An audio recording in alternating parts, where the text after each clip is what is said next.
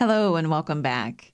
After the huge success of the mini-series on Queen Mary I, I invited back Dr. Johanna Strong, and she has brought to us another great topic. I hope you enjoy. The Tudors Dynasty Podcast. Spotify for Podcasters lets you record and edit podcasts right from your phone or computer. So no matter what your setup is like, you can start creating today. With Spotify for Podcasters, you can earn money in a variety of ways, including ads and podcast subscriptions. And best of all, it's all totally free with no catch. I highly recommend you give it a try. Download the Spotify for Podcasters app or go to spotify.com/podcasters to get started.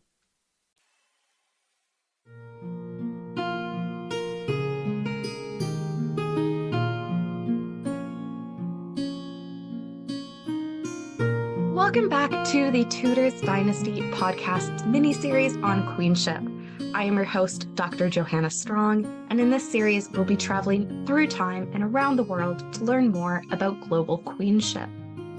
In today's episode, I'm joined by Dr. Alison Miller and Dr. Alban Schmid.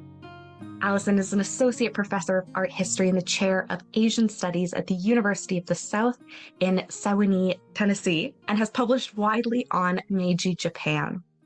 She is a recipient of several distinguished fellowships, including being a Fulbright Fellow and an Andrew W. Mellon Postdoctoral Fellow.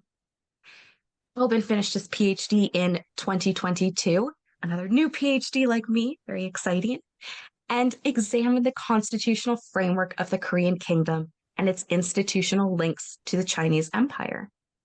Today, we are going to have a conversation about Meiji Japan and Korea's queen dowagers. So the first question, I think, to get everyone interested and into your research is kind of who are you and what do you research? Why don't we start with Alison? Hi, everyone. My name is Alison Miller, and I research mostly images of women in 19th and 20th century Japan. And I'm, in addition to being a professor right now, I'm a Robert and Lisa Sainsbury Fellow in Norwich here in England. And in that context, I'm working on a project related to industry and infrastructure in woodblock prints. So mostly two-dimensional media, mostly things from the late 19th and early 20th century in Japan. Perfect. Thank you so much. It's always really neat. I think a lot of our historians so far have been very text-based. It's nice to get some art thrown in there as well, get that full range of queenship. And how about you? Thank you very much for this kind introduction, Johanna. So my name is Alban Schmid. I'm a political historian. I originally started out at Sciences Po in France as a political scientist, and then I reoriented myself towards political history of East Asia. And like you said, my initial interest was with political institutions. So I was curious to find an understanding of the tributary empire, which is a hierarchical structure of international relations focused on the empire of China. And I was interested to see how the Korean kingdom fit into that. And it's through that I became interested in constitutional structures within Korea. And it's quite by accident, really, that I realized that the Queen Dowagers actually occupied a very central part in this framework. And our listeners will remember we had a conversation in the introduction about some of the Stuart queen consorts. So looking at kind of women who are in positions of power, have this title, but aren't necessarily queen at that exact moment. And so it'll be interesting to see this connection between queenship in the periphery of power, or maybe in the middle of power. We will find out in this episode. So what got you both interested in queenship? I know you both touched a little bit on it, but why queenship and why queenship in this part of the world? Alison? I've long been interested in two-dimensional media, specifically woodblock prints in Japan. And throughout the course of graduate school, and as I was deciding what I was going to work on for my dissertation, I was really interested in images of the Emperor Meiji, who ruled from 1868 to 1912. And there's been a fair amount of scholarship in English and in Japanese on him and on his image and how his image was fairly transformational. But what I started to notice is that in addition to him, in the prints, there's also her, and there's Shoken, which is the empress at the time. So I became really interested in this question. And I mean, I do, full disclosure, consider myself a feminist scholar. And I do come from a university that focuses on women and feminism in art history. So that's a part of the program that I came out of, and one of the reasons why I went to Kansas, where I studied. So I started to notice that there's a lot of images of women and that the women are fairly central in these images. And sometimes they're on their own too. So kind of came to the topic through that and started working a little bit on these images of women, and then started to look at Teimei, who is the subject of my dissertation. And her period was the Taisho period, which is 1912 to 1926.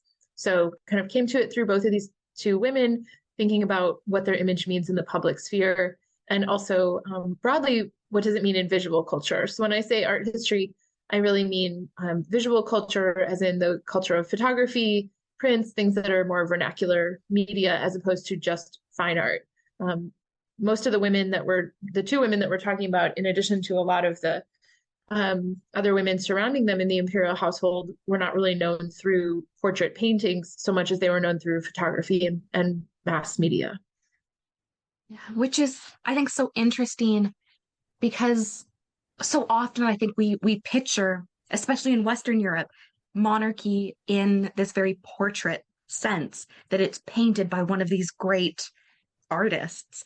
And I think actually, as we move into the age of photography, it's less this portrait that is fenced off in a sense, and it's more of this everyday, accessible use of images. Yeah, absolutely. And a big part of that is because this concept of public monarchy really was an innovation of the late 19th century in Japan. So there wasn't this long history of bronze sculptures or public imagery, coins, for example. That wasn't part of just the way that things were. So it really becomes a new thing. And at the same time, as technology like photography is coming into global usage. Yeah. Yeah, absolutely. It's always so interesting.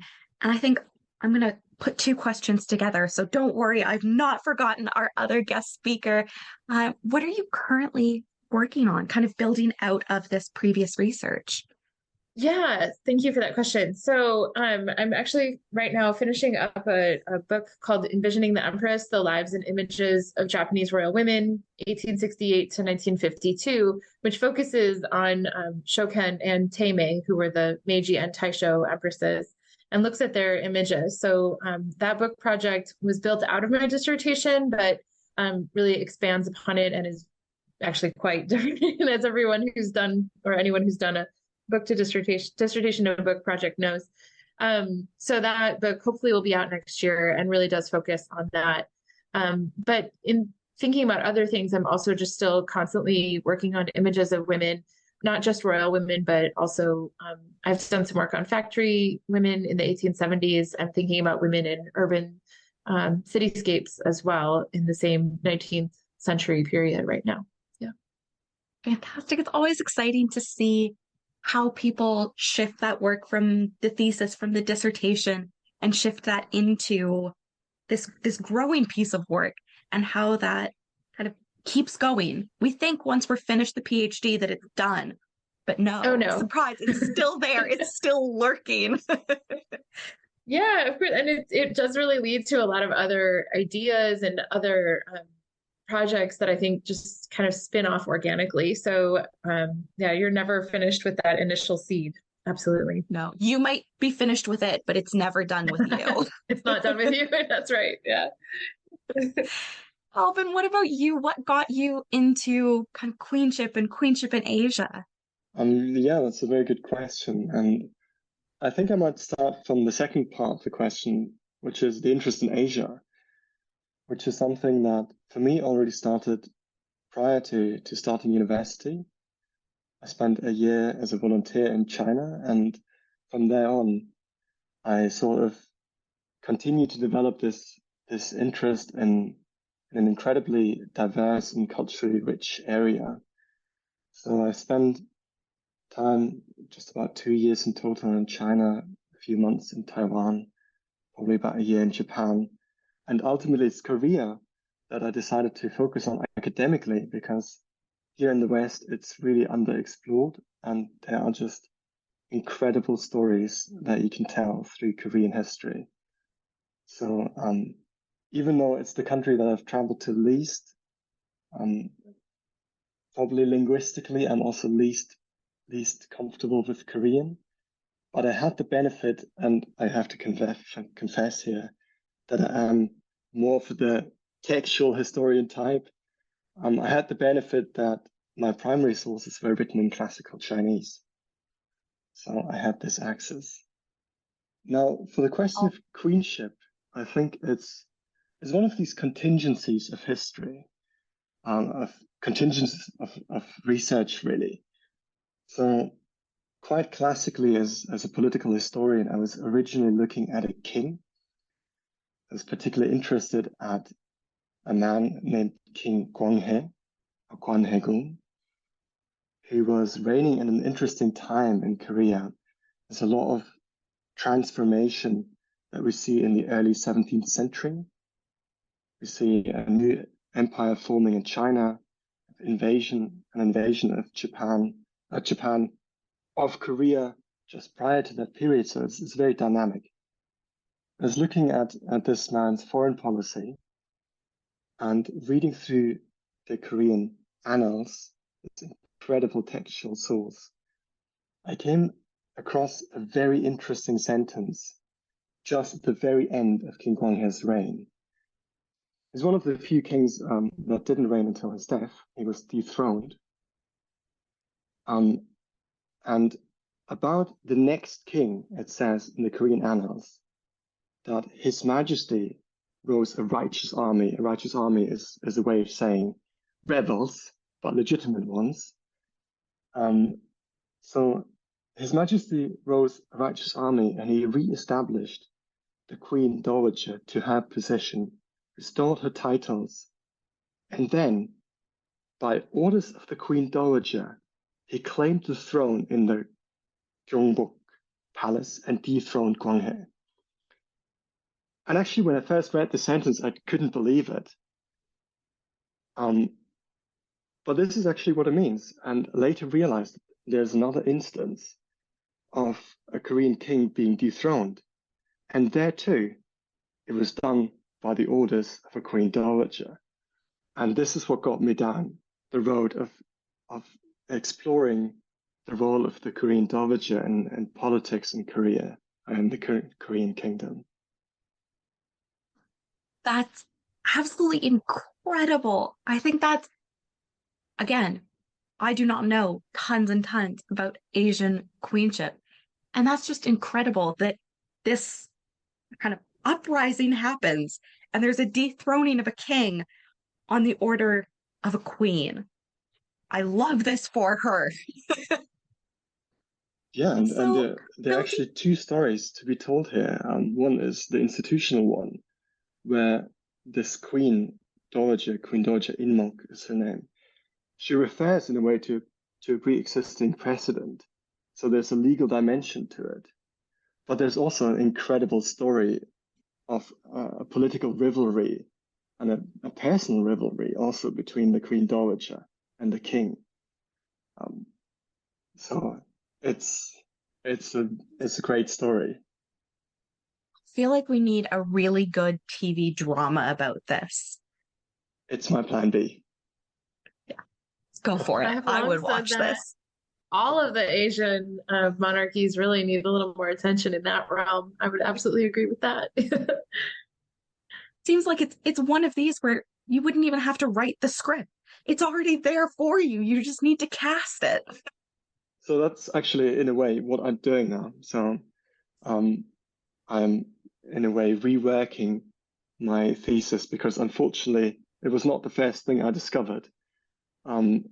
So what I'm trying to do now is to take my thesis and to focus it a bit more on this probably most exciting discovery, and then hopefully publish it as a book by the end of the year, maybe. So 2 exciting books to look forward to then, kind of end of this year and then into next year. We'll have to make sure that we share with listeners when they come out. Let me know, and I will make sure that the powers that be can share that information. And so, kind of as we think about how we frame the work that we do and how we as historians approach this, we've talked about these ideas of feminist history and being feminist historians, and talked about this idea of approaching it as political history and as this political science perspective. And so a question that listeners will hopefully by now recognize from other podcast episodes is, how does your own positionality as the individuals that you are with the backgrounds that you have, how does that affect how you study queenship in these regions that kind of are not the countries of birth, and maybe not the culture that you've grown up with? Why don't we start with Alban this time? And we'll go to Alison. Okay, yeah, that's a very good question. I think, yeah, being fortunate enough to be a member of this generation, this is actually something that I've noticed a lot. I was looking at the quite formative works of people working on political history of Korea in the 60s and 80s. And I think for them, it was just something, they just couldn't quite imagine that female actors, powerful women, would actually have such an influence on the politics. So this is something that has impressed me a lot. I think it's important for a historian to have a lot of imagination, to be able to imagine a different culture, a different reality, and to get to the point of being able to have that imagination. I think a lot of cultural exposure is very valuable. So even though I'm a textual historian, I always encourage getting out of the archives. So there's some joy to be found in being in the archives, but there's also, you'll never understand that source fully if you don't understand everything else that's happening around it to create it. Yeah. And I think that's one of the joys of what we do, is being able to kind of step out of 2023 and go, what is it, outside of where we're living right now and outside of the time we're in right now. And so we get, I focus in early modern England. And so friends who focus on the modern will go, these methods of execution are horrific. And early modern friends and I will go, no, that's just how they did it. And so it's this kind of, how do you put yourself into that to kind of understand how these political situations are happening and how these very complex relationships are working in different cultures, different eras. Yeah, I think you've said that really well. Thank you. Yeah, it's actually part of the challenge in a way to build up that additional framework of reference, because there are many things, of course, that are happening in texts that I'm looking at that even for the people at the time were really quite extraordinary. And the man who's dethroned in the story that I'm retracing, King Gwanghae, he's dethroned also for his ethical transgressions. And it's interesting that he kills several of his brothers and relatives of the Queen Dowager. And some of these fratricides are in a way accepted as trivial as necessary, that just need to be out of the way. But one of the brothers is just a boy, and it just becomes unacceptable. So there are other lines and other frameworks of reference that are really quite difficult, perhaps sometimes to follow. And yeah, it takes immersion. Yes. Yeah. And it takes that. There are some things that are similar that you have to protect kids, but that it's all happening in such a different and complicated environment as well. Absolutely. And so, Alison, what about you? How do you kind of position yourself with that research?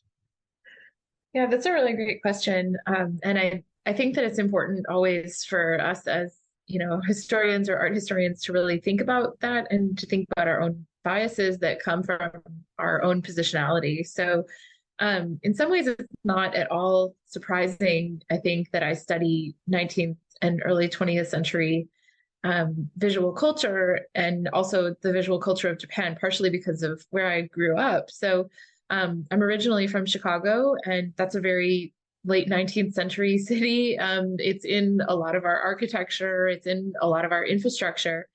So I think, that was kind of baked into me from a very young age without even realizing it. And as a child, I also frequently went to the Art Institute with my family. My parents took me there a lot, and they have a really great Japanese print collection there. So it's also not surprising, and also really great French Impressionist art. And the French Impressionists were looking at Japanese prints. So in some ways, I think there's all of these influences that come from my childhood and from growing up that I didn't, you don't even see the environment you're in, right? You're the fish swimming in the ocean, and so you don't even see the water. So some of it, I think, is very unsurprising in that way. But coming to monarchy is maybe something that is a little bit surprising. I mean, as an American, monarchy is, of course, a very foreign concept. And so it's something that's interesting to me, but I didn't grow up in one of those families where my parents were interested in, the British royal family or anything like that. I didn't grow up in that kind of culture.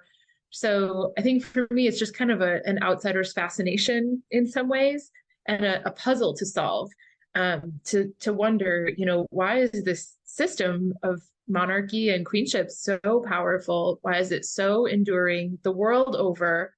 And to see how this really still very relevant system that's, one of the oldest systems, but it's still around all over the world. So I think that kind of puzzle part of it is what is very much an intellectual issue for me. And then also I'm fascinated with politics and how politics and visual culture really intersect is something that brought me to the late 19th century generally. So what better place to really see that than in images of the Empress? So in the Meiji period, the Meiji Emperor himself was brought to the head of power, kind of in a figurehead position, but also as a religious figure and a little bit as a political figure. So he was really kind of throughout all of society. And, the emperors of Japan really have this different sacred presence, and they are active in all sorts of different realms of society. So thinking about how politics and visual culture intersect, images of the imperial family are really important in the period between Meiji, Taisho, and early Showa. So really 1868 to 1945, and then even on. So in that way, I think that the intersection of politics, visual culture, the 19th century, women, it all makes sense in some really very interesting personal ways. It's always fascinating to me. Listeners, I think, will know from previous episodes that I was forcing Canada into the conversation because I had to as a Canadian. And this kind of fascination that Canada obviously still has the monarch of Britain as our head of state as well.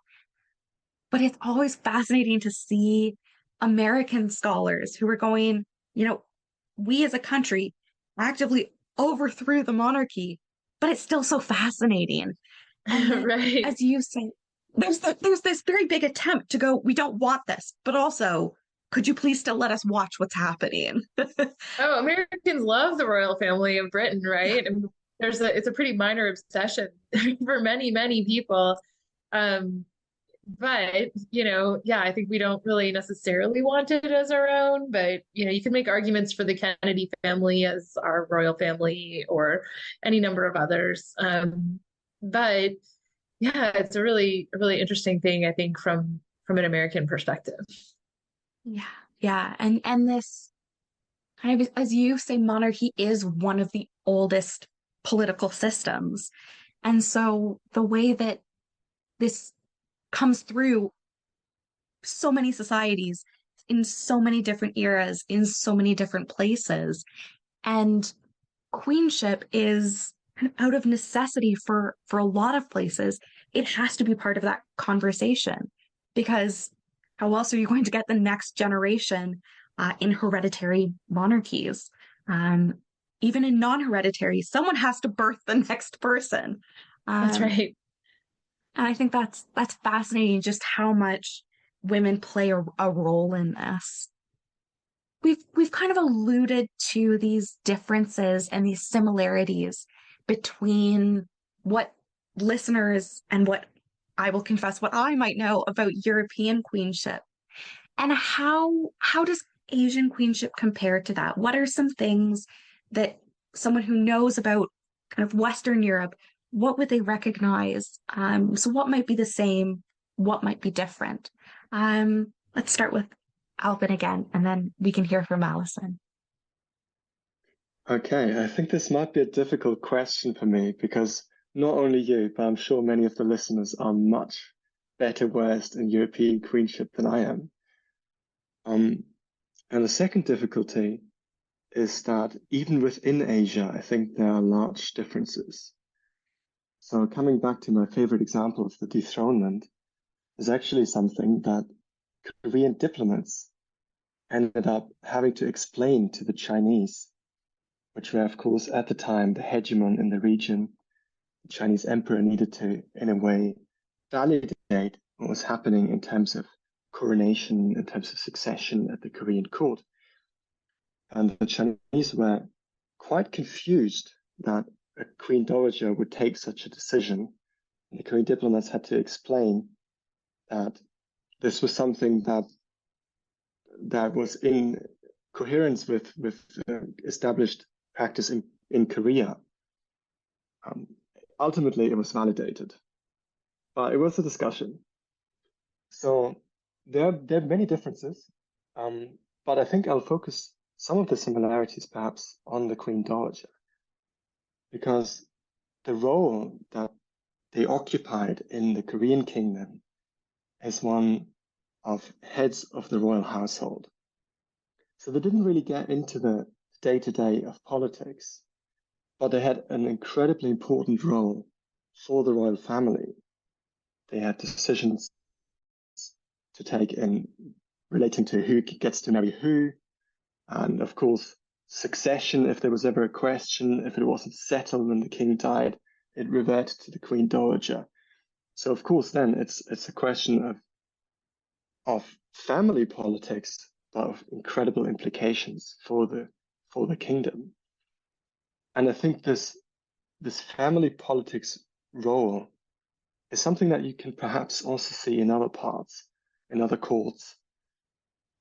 Thinking of the Ottomans, but even I think in the case of the British monarchy, the Queen Mother is an authority, right?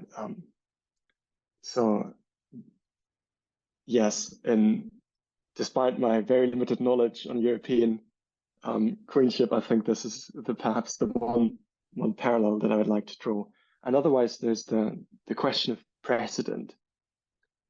I think also you can see that the royal families are often not regulated so much by written laws, but there's a strong emphasis on what has happened before. There's a strong dynastic dimension, and this creates legitimacy. And this is also something that, in the case of Korean queen dowagers, they were able to build on over centuries.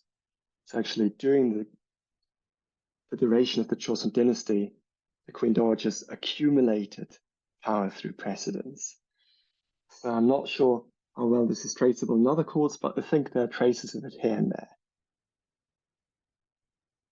I think that this is completely unplanned, but the way that we've had in one of our other episodes a conversation about the begums in India and this reliance on precedent of, this has already happened, so it's normal for me to now take on this role. And I think that's just one of these things that kind of unplanned is appearing in multiple episodes. And the way that, even though it's a different country, different culture, kind of different realm, there are still these similarities. But what makes it special, I think, is that it is this different cultural context. And as you quite rightly point out, we can't talk about, all of Europe as being the same thing and all of Asia as being the same thing. That really the world, even now, can't be really divided along these artificial boundaries that we've decided. But I think that's incredibly helpful. I've learned a lot from this description of how the Korean queenship and just the power of Queen's Dowager. I love this power for them. That's very exciting. And so, Alison, what about you? What are some of those similarities and differences that you notice? Well, I'll agree also that probably many listeners are more well-versed in European queenship than I am. But I think one thing I can start with is to say that the Japanese imperial family, perhaps famously, is the longest unbroken monarchy in the world. And unbroken is a little tricky of a term, and I don't want to go too far into defining lineage here. But when we talk about Japan and the imperial family, we're talking about the term tenno, which is usually translated as emperor, but it's a non-gendered term in Japanese. So it's not gendered as female or male.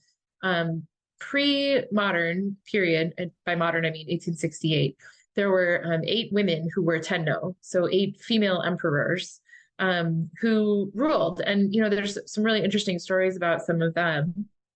But this idea of the empress, when we're talking about queenship, it's empress for Japan. The empress, or the kogo, as a singular figure, is really a modern invention in post 1868. So this idea of an empress who was the singular figure who was part of a nuclear family along with the emperor is something that was a late 19th century idea. And even the term tennoke, or the imperial family, is something that was not really widespread in use until the 20th century. Because there just wasn't this idea that the emperor had a family per se in the way that we think of it today in 2023.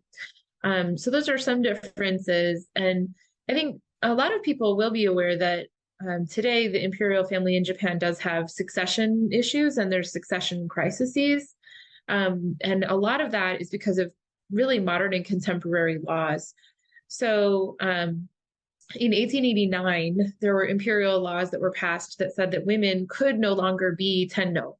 So, a lot of people aren't familiar with how recent that law is and how much of a modern innovation it is to say that women cannot be the emperor in Japan. There's a lot of public surveys that are done today and polling that says that many people in Japan would welcome another woman tenno or a woman emperor, but that's a really long legal process, and there's a lot of powers that be that stand in the way of that actually happening. But even prior to the passage of that law in 1889, there were discussions amongst Japanese legal authorities and the powers that be at that time that women may be considered to be tenno. And part of the reason that they weren't is because women didn't have suffrage in the late 19th century. So women didn't have the right to vote. And the political leaders of the day felt, well, it's probably not appropriate to put a woman as tenno if women can't vote. And then it's only men voting. We have a woman who's at the height of governance and society. And so that tension was resolved by saying, okay, no women emperors. Historically, also, as there's part of this male lineage and as the imperial line passes through the male blood, if we will, there was one primary family called the Fujiwara clan that married in and basically produced, they were the women who produced the next emperors. So they were the ones that gave birth to the next emperor. And so there's this interesting kind of lineage and grouping within there.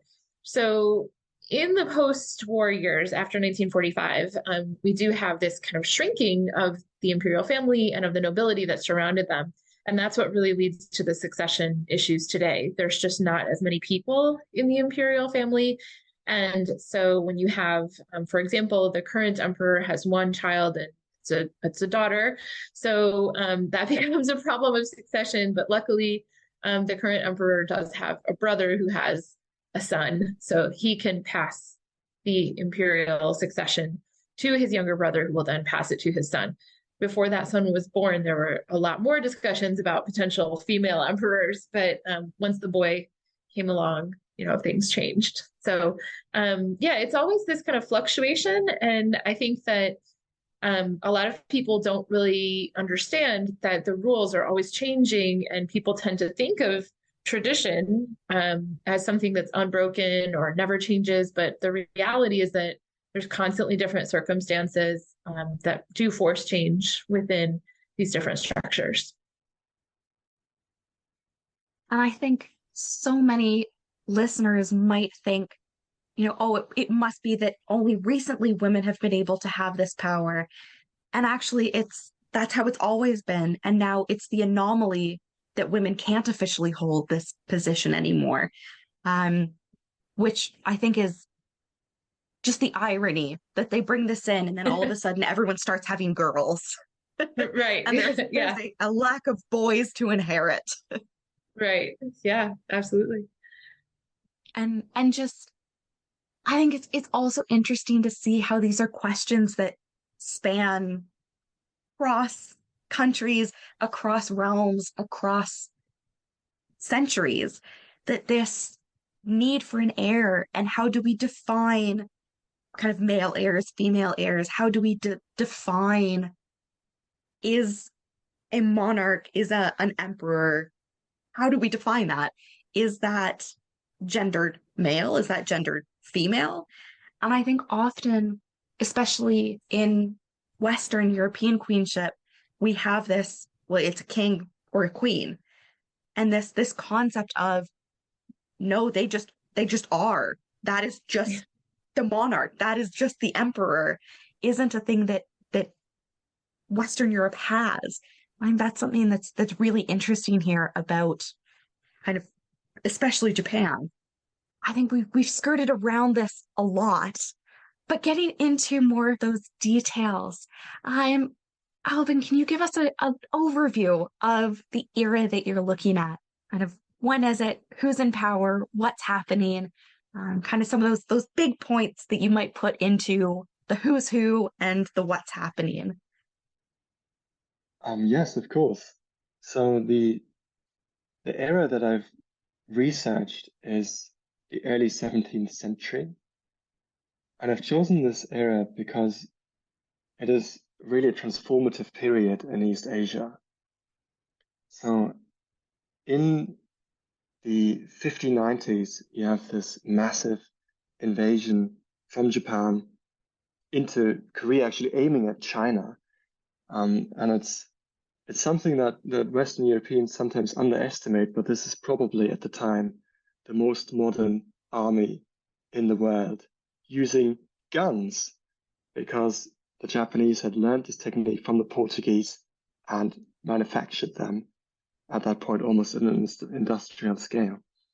So Korea is in a way recovering from this. Japan, after the invasions fail, is sort of reshuffling, this short relapse into civil war, and then you have the establishment of the Tokugawa period, which gives another period of stability for over 200 years.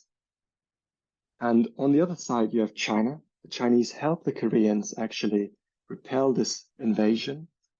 And at the time, the Ming dynasty of China is just the absolute pinnacle of splendor. It's the greatest power in the region, probably globally.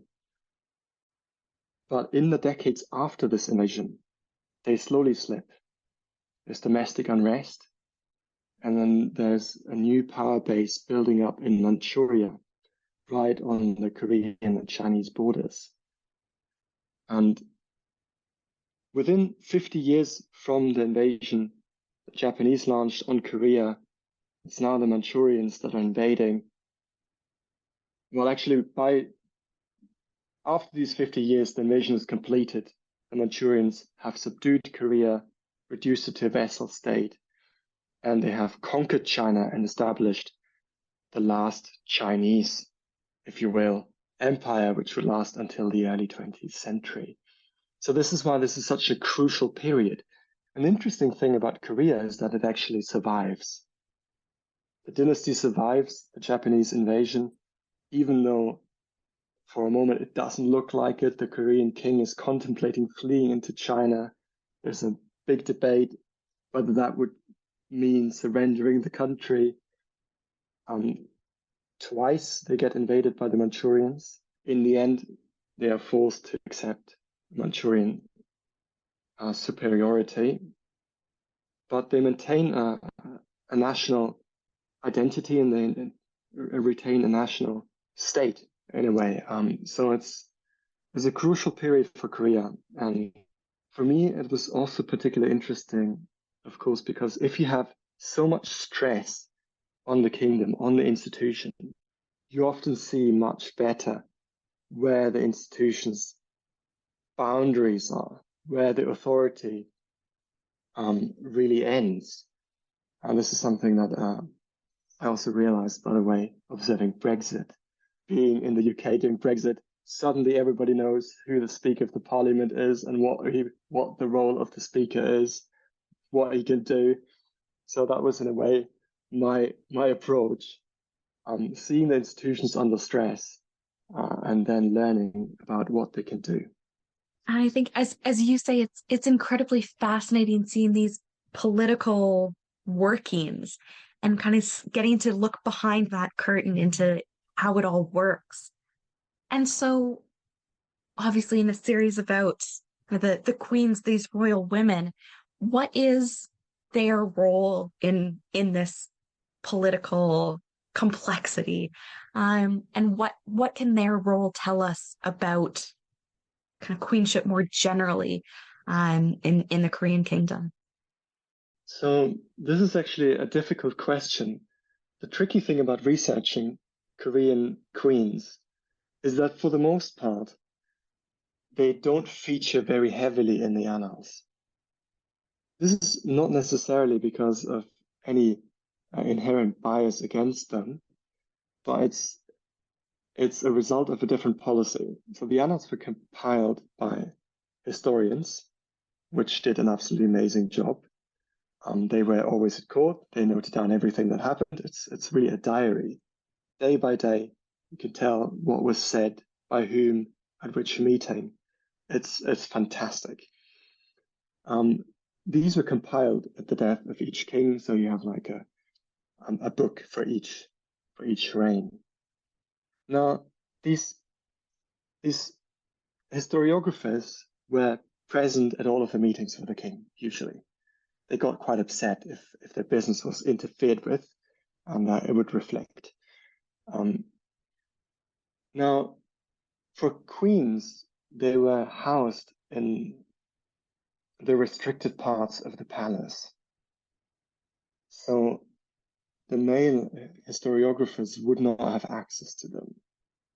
So usually it takes an extraordinary circumstance for them to interact with the bureaucrats, officials, attendants at court, for them to be able to record what the Queen Dowager said. So there's a strong bias to think that they only interfered with the very important questions of the dynasty, because that's when they would feature heavily. Beyond that, their role, of course, remained very important ritually. As heads of the royal household, they would be present and heading family councils. But this also was something that was restricted. So there again, it doesn't feature too heavily. At some point, when the Manchurians are invading Korea and the people are suffering hardships, then you also have some small interventions by the Queen Dowager saying that she will not have any luxurious food while her people are starving, and she's being praised by the court as really fulfilling the role of the mother of the country. How far that actually traveled across the walls of the palace, I have a hard time saying, but she was definitely strong for morale at the center of the seat of power.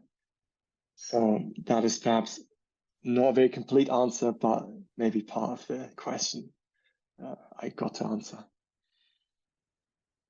I think that brings up such an interesting and I think really important point to note is obviously we all come with our different perspectives, and in any court there are places where some people can't go, whether that's, going into the monarch's bedchamber, into that kind of most private area, or going into where the royal women are.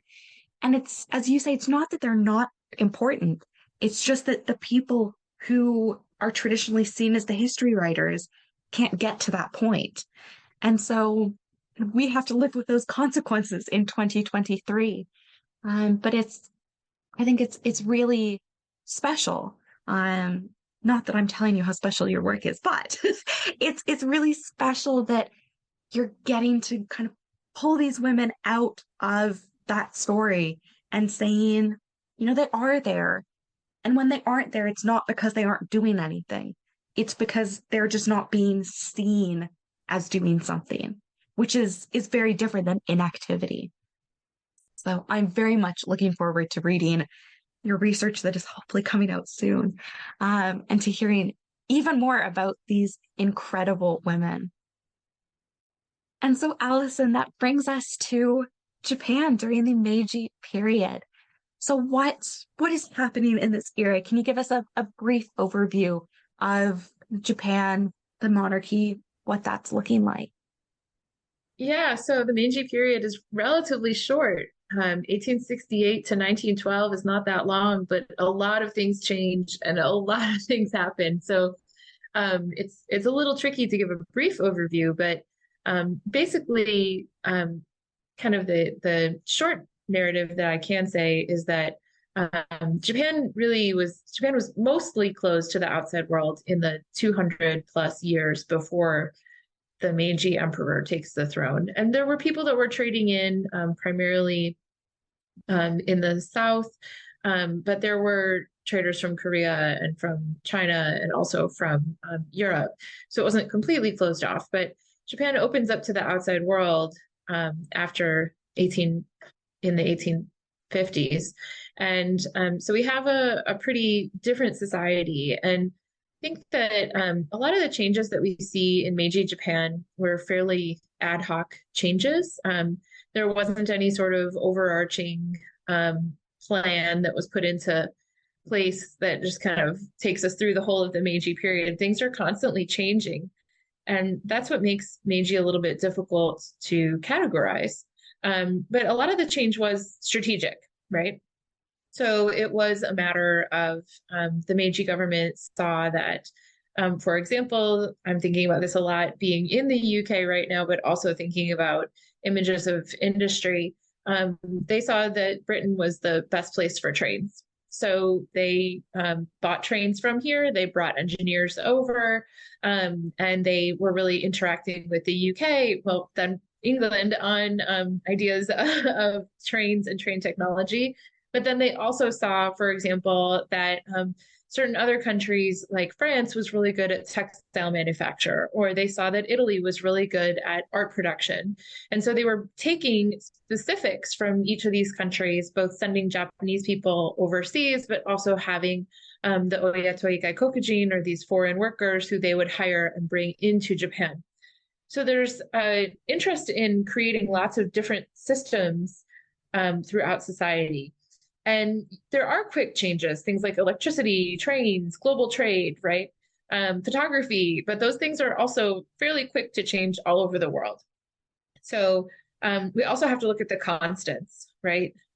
There's lots of things that stay the same, and there's lots of things that don't change at all.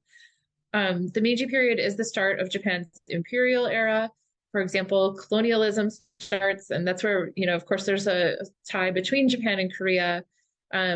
Japan also takes Hokkaido in the north, Okinawa in the south, and eventually goes on to win the Russo and Sino-Japanese Wars, really important global events. So Japan, at the start of the Meiji period is not a really major global player, but by the end, it absolutely is. So those changes happen in a lot of different ways. But what really interests me is the story of how visual culture and how art is so central to this change. Japan starts to become a major force at the global fairs. So they put out these huge exhibitions, and I can return once again to my hometown, the World's Fair of 1893, where in Chicago, where Japan has a huge presence, and they make a whole fake island and build massive reconstructions of Buddhist temples, and then have this giant art exhibition. They do the same all over the world, where there's different international fairs. Also, textile manufacture was a big way that Japan brought foreign currency in, and they were able to then develop their own systems inside. So it's a period that's really full, and there's a lot to talk about.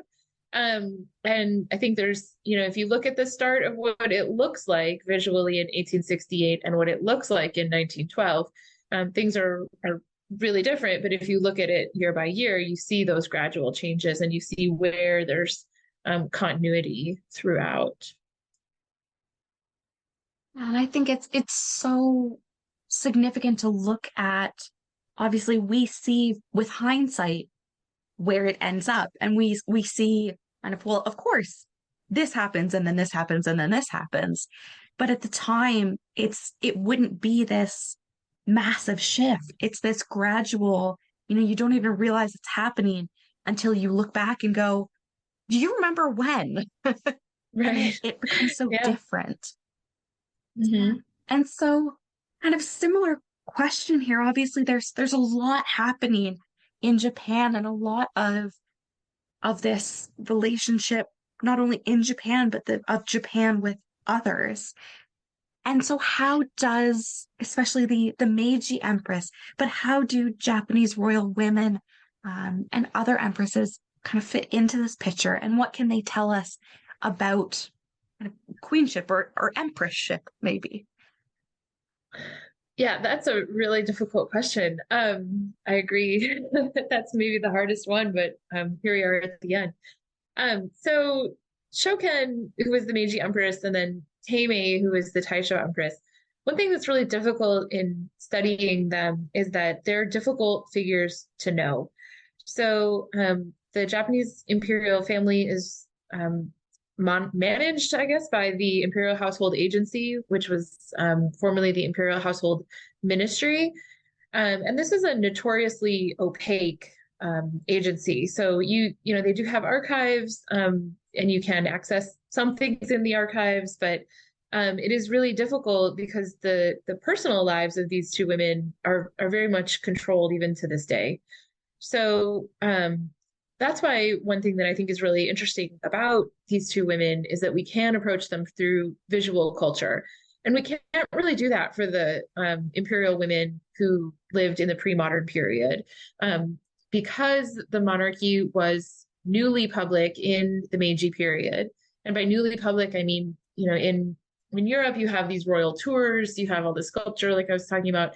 These are really new images. And so because you have this new development of visual culture, it's really possible to know what the public thought of them.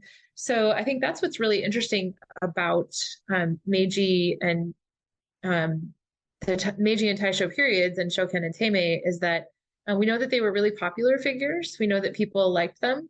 The woodblock prints and the photographs that I examine in studying them are things that people would have purchased. So these are market products, not something that was handed out or anything like that. These are free market objects that people were interested in. So we know a little bit about their popularity through that.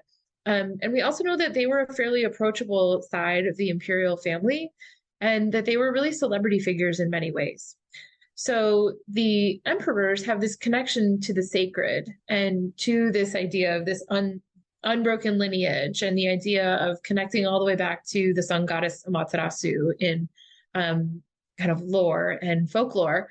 But for the empresses, they don't have this weight or baggage of having this kind of sacred connection. Of course, they are the mothers of the next emperor, but that's not envisioned in the same way.